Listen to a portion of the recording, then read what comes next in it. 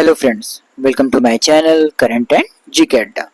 सो friends, आज हम लोग RPF SI, constable, SSC CHSL, CGL और सिलेक्शन पोस्ट के लिए साइंस की जो हम लोगों ने इम्पोर्टेंट सीरीज स्टार्ट की थी, आज उसका पार्ट 2 डिस्कस करेंगे। तो दोस्तों, पार्ट 1 में हम लोगों ने मोस्ट इम्पोर्टेंट फिजिक्स के क्वेश्चन प्रकाश और प्रकाश के चैप्टर के डिस्कस किए थे। आज उसका पार्ट 2 डिस्कस करेंगे। चलिए देखते हैं पहला क्वेश्चन क्या है। जब किसी वस्तु को ध्रुव तथा फोकस के बीच रखा जाता है तब अवतल दर्पण के द्वारा बनाए गए प्रतिबिंब का आकार क्या होगा। फर्स्ट ऑप्शन समान आकार का होगा, सेकंड ऑप्शन आवर्धित या बड़े आकार का होगा, थर्ड ऑप्शन बिंदु आकार का होगा एंड फोर्थ ऑप्शन कम आकार का होगा। तो दोस्तों, फर्स्ट क्वेश्चन का आंसर क्या होगा? सेकंड ऑप्शन, यानी कि आवर्धित या बड़ा। जब वस्तु अवतल दर्पण के ध्रुव और फोकस के बीच रखी जाती है तो उसका प्रतिबिंब कैसा बनता है? आभासी, सीधा और आवर्धित, यानी कि बड़ा। सेकंड क्वेश्चन की तरफ चलते हैं। तारों का टिमटिमाना मुख्य रूप से किसके कारण होता है? फर्स्ट ऑप्शन विवर्तन, सेकंड ऑप्शन अपवर्तन, थर्ड ऑप्शन परावर्तन एंड फोर्थ ऑप्शन अभिवहन। तो दोस्तों, सेकंड क्वेश्चन का आंसर क्या होगा? अपवर्तन, यानी कि सेकंड ऑप्शन। हवा के घनत्व में परिवर्तन के कारण तारों से आने वाले प्रकाश का लगातार अपवर्तन होता रहता है, जिसके परिणाम स्वरूप सारे तारे टिमटिमाते हैं। चलिए थर्ड क्वेश्चन की तरफ चलते हैं। पनडुब्बियों में समुद्र स्तर से ऊपर की चीजों को देखने के लिए निम्नलिखित में से किसका उपयोग किया जाता है? किस उपकरण का उपयोग किया जाता है? First option odometer, second option pyrheliometer, third option hypsometer and fourth option periscope. तो दोस्तों, थर्ड क्वेश्चन का आंसर क्या होगा हमारा? पेरिस्कोप, यानी कि फोर्थ ऑप्शन। अब पेरिस्कोप का उपयोग पानी के नीचे या जलमग्न रहते हुए जहाजों और पनडुब्बियों के नेविगेशन के लिए इसका उपयोग किया जाता है। ठीक है। और ओडोमीटर का उपयोग क्यों किया जाता है? ओडोमीटर का उपयोग वाहनों द्वारा तय की गई दूरी को मापने के लिए किया जाता है। पायरेलियोमीटर का उपयोग क्यों होता है? इसका उपयोग प्रत्यक्ष बीम सौर विकिरण को मापने के लिए किया जाता है। और हिप्सोमीटर का प्रयोग क्यों किया जाता है? ऊंचाई या उन्नयन मापने के लिए इसका उपयोग किया जाता है। चलिए फोर्थ क्वेश्चन की तरफ चलते हैं। मरीजों के दांतों की बड़ी तस्वीर देखने के लिए दंत चिकित्सक किस उपकरण का या किस दर्पण का प्रयोग करते हैं? फर्स्ट ऑप्शन वक्र दर्पण, सेकंड ऑप्शन समतल दर्पण, थर्ड ऑप्शन उत्तल दर्पण, फोर्थ ऑप्शन अवतल दर्पण। दोस्तों, फोर्थ क्वेश्चन का आंसर हमारा क्या होगा? फोर्थ ऑप्शन, यानी कि अवतल दर्पण। अच्छा, अवतल दर्पण का उपयोग बड़ा और सीधा प्रतिबिंब बनाने के लिए किया जाता है। इस कारण दंत चिकित्सक जो होते हैं, इसका उपयोग दांतों की बड़ी तस्वीर को देखने के लिए, इसमें जो नुकसान हुआ है, क्षय हुआ है, उसका पता लगाने के लिए करते हैं। चलिए फिफ्थ क्वेश्चन की तरफ चलते हैं। समतल दर्पण के द्वारा निर्मित प्रतिबिंब हमेशा डैश होता है। फर्स्ट ऑप्शन आभासी तथा सीधा, सेकंड ऑप्शन वास्तविक तथा सीधा, थर्ड ऑप्शन वास्तविक तथा उल्टा एंड फोर्थ ऑप्शन आभासी और उल्टा। तो दोस्तों, फिफ्थ क्वेश्चन का हमारा आंसर क्या होगा? फर्स्ट ऑप्शन, यानी कि आभासी तथा सीधा।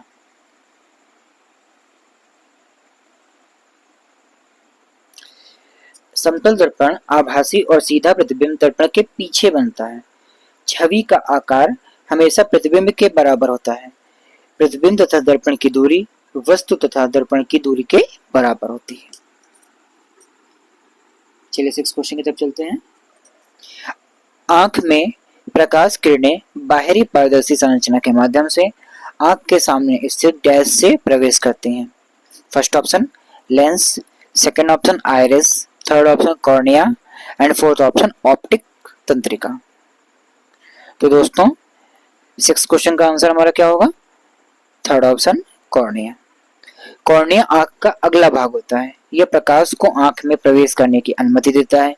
आइरिस क्या होता है? ये पुतली के व्यास और आकार को नियंत्रित करता है। और ऑप्टिकल नसें तंत्रिका संकेत ले जाती हैं।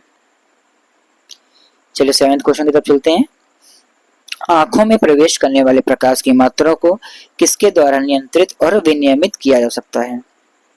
First option iris, second option cornea, third option पुतली एंड फोर्थ ऑप्शन रेटिना। तो क्या होगा आंसर सेवंथ का? सी ऑप्शन यानी कि पुतली। पुतली आंख में प्रवेश करने वाले प्रकाश के मात्रा को नियंत्रित करती है। आइरिस के बारे में बता ही दिया हमने पहले। कॉर्निया जो होता है आंख का अगला भाग होता है, ये प्रकाश को आंख में प्रवेश करने की अनुमति देता है। रेटिना आंख की स्क्रीन की तरह होता है, यह वस्तु का प्रतिबिंब बनाता है ना। और जब प्रकाश ऊर्जा को तंत्रिका जो होती है वो संकेतों को भी परिवर्तित करती है और मस्तिष्क तक उसको भेजती है। चलिए 8th क्वेश्चन की तरफ चलते हैं। प्रेसबायोपिया या जरा दृष्टि दोष को सही करने के लिए आमतौर पर किसका इस्तेमाल किया जाता है? कल दोस्तों हम लोगों ने ये क्वेश्चन किया था, ऐसा मिलता जुलता कल हम लोगों ने क्वेश्चन दिया था। तो आज हम लोग बताएंगे कि प्रेसबायोपिया जो होता है उसके लिए कौन सा लेंस इस्तेमाल किया जाता है। सभी लोग इसका आंसर कमेंट बॉक्स में भी देंगे, एक्टिविटी करते रहिए, ठीक है। तो फर्स्ट ऑप्शन क्या है? बाइफोकल लेंस, सेकंड ऑप्शन बेलनाकार लेंस, थर्ड ऑप्शन उत्तल लेंस एंड फोर्थ ऑप्शन अवतल लेंस। तो दोस्तों प्रेसबायोपिया यानी जरा दृष्टि दोष के लिए हम लोग कौन से लेंस का इस्तेमाल करेंगे? बाइफोकल यानी कि फर्स्ट ऑप्शन, ठीक है। प्रेसबायोपिया को ठीक करने के लिए आमतौर पर इस्तेमाल किए जाने वाले लेंस जो कौन सा होता है? बाइफोकल लेंस होता है। 9th क्वेश्चन की तरफ चलते हैं। एक मानक स्रोत के रूप में किसी अज्ञात स्रोत से निर्मित प्रकाश की तीव्रता को मापने के लिए किस उपकरण का उपयोग किया जाता है? First option photometer, second option calipers, third option ammeter और फोर्थ ऑप्शन डायनेमोमीटर। तो दोस्तों 9th क्वेश्चन का हमारा आंसर क्या होगा? फर्स्ट ऑप्शन यानी कि फोटोमीटर। फोटोमीटर का और क्या कहते हैं? प्रकाश मापी। अच्छा, प्रकाश मापी यानी फोटोमीटर का और क्या उपयोग होता है? इसका उपयोग प्रकाश की तीव्रता को मापने के लिए किया जाता है। कैलिपर्स का उपयोग क्या होता है? किसी वस्तु के आयाम को मापने के लिए इसका उपयोग किया जाता है। अमीटर का प्रयोग क्यों किया जाता है? अमीटर का प्रयोग तो सभी को पता है कि हम लोग धारा को मापने का प्रयोग, इसके लिए इसका उपयोग किया जाता है। और डायनेमोमीटर किसी घूर्णन शाफ्ट द्वारा प्रेषित यांत्रिक बल या शक्ति को मापने के लिए डायनेमोमीटर का उपयोग किया जाता है। चलिए 10th क्वेश्चन की तरफ चलते हैं। रजत को दीर्घ दृष्टि है तो उसकी दृष्टि को सही करने के लिए नेत्र विशेषज्ञ उसे किस प्रकार के लेंस की सलाह देंगे? First option bifocal, second option अवतल, थर्ड ऑप्शन बेलनाकार एंड फोर्थ ऑप्शन उत्तल लेंस। अब दीर्घ दृष्टि दोष क्या होता है? इससे क्या कहते हैं? दीर्घ दृष्टि दोष को हाइपरमेट्रोपिया भी बोलते हैं, है ना। दीर्घ दृष्टि दोष जो होता है उसको क्या बोलते हैं? हाइपरमेट्रोपिया, हाइपरमेट्रोपिया, ठीक है। और निकट दृष्टि दोष को क्या बोलते हैं? क्या कल बताया था हमने? मायोपिया। ये बातें याद रखिए, पूछी जाती हैं एग्जाम में। चलिए अपने क्वेश्चन की तरफ वापस आते हैं। रजत को दीर्घ दृष्टि है यानी कि दूर दृष्टि दोष है उसको, तो दूर दृष्टि दोष के लिए कौन से लेंस का इस्तेमाल किया जाएगा? फोर्थ ऑप्शन यानी कि उत्तल लेंस का, ठीक है। तो दूर दृष्टि दोष के लिए किसका इस्तेमाल किया जाता है? उत्तल लेंस का। अच्छा, निकट दृष्टि दोष के लिए किस लेंस का इस्तेमाल करेंगे हम लोग? अवतल का। कल बताया था ना, याद रखिए ये सब बातें। निकट दृष्टि दोष जो होता है उसके लिए अवतल लेंस का इस्तेमाल करते हैं। दूर दृष्टि दोष या दीर्घ दृष्टि दोष जो होता है उसके लिए उत्तल लेंस का इस्तेमाल करते हैं। और जरा दृष्टि दोष जो होता है उसके लिए किसका इस्तेमाल करते हैं? बाइफोकल लेंस का इस्तेमाल करते हैं, ठीक है। 11th क्वेश्चन की तरफ चलते हैं। आसमान नीला किसकी वजह से नजर आता है? कल भी ये क्वेश्चन हम लोगों ने किया था, ये रिपीटेड क्वेश्चन है। तो आज देखते हैं इसका आंसर कौन कौन बताता है। इसको ऑप्शन में हम लोग बोल रहे हैं, आप इसका आंसर कमेंट ऑप्शन में जरूर बताइएगा। फर्स्ट ऑप्शन क्या है? प्रकाश का अपवर्तन, सेकंड ऑप्शन प्रकाश का विक्षेपण, थर्ड ऑप्शन प्रकाश का प्रकीर्णन एंड फोर्थ ऑप्शन प्रकाश का परावर्तन। तो 11th क्वेश्चन का आंसर क्या होगा हमारा? प्रकाश का प्रकीर्णन। कल बताया था हमने, सी ऑप्शन होगा प्रकाश का प्रकीर्णन। अच्छा, प्रकाश का प्रकीर्णन क्या होता है? चलिए फिर से बताते हैं। जब प्रकाश किसी ऐसे माध्यम से गुजरता है जिसमें धूल तथा अन्य पदार्थों के अत्यंत सूक्ष्म कण होते हैं तो इनके द्वारा प्रकाश सभी दिशाओं में प्रसारित हो जाता है ना। इसी प्रक्रिया को हम लोग क्या कहते हैं? प्रकाश का प्रकीर्णन कहते हैं, ठीक है।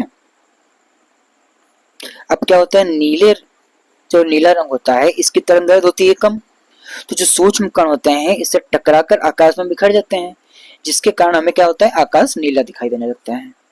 ठीक है, 12th क्वेश्चन की तरफ चलते हैं। अच्छा, टिंडल प्रभाव किस कारण से बनता है?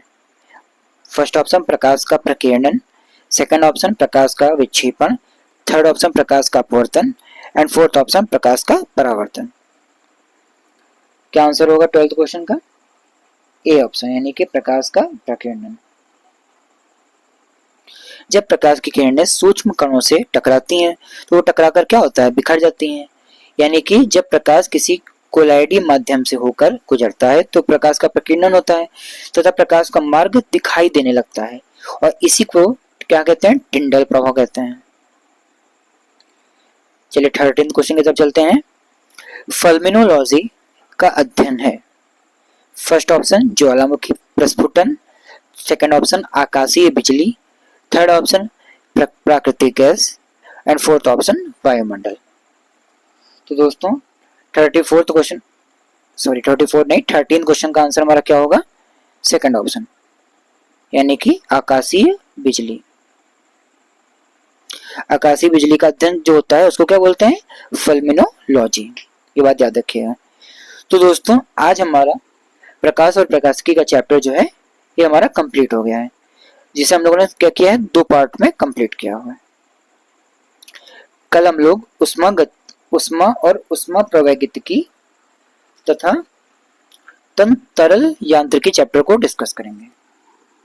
तो आगे पढ़ने के लिए हमारे साथ बने रहें। ठीक है, वीडियो को लाइक करें, शेयर करें और सब्सक्राइब करें। चलिए, थैंक यू सो मच।